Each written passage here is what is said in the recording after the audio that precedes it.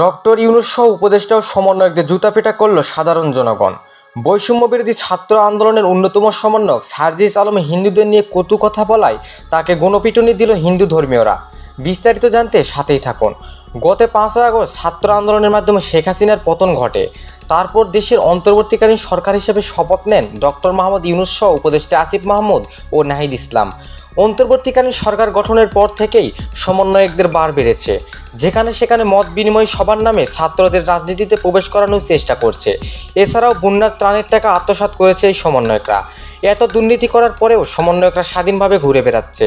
সরকার কোনো পদক্ষেপ নেয়নি এই সমন্বয়কের উপর। এতে ক্ষিপ্ত হয়েছে সাধারণ জনগণ থেকে সাধারণ ছাত্ররা। এই কারণে সাধারণ জনগণ ডক্টর ইউনূস সহ উপদেষ্টাদের জুতাপিটা করতে আন্দোলনে নেমেছে। তো ভিউয়া, দেশের এই পরিস্থিতিতে আপনাদের মূল্যবান মতামতটুকু আমাদের কাছে খুবই প্রয়োজনীয়। আপনাদের মূল্যবান মতামতটুকু আমাদের কমেন্ট বক্সে জানিয়ে দিবেন। আন্তর্জাতিক দেশ নিউজ অন টিভি।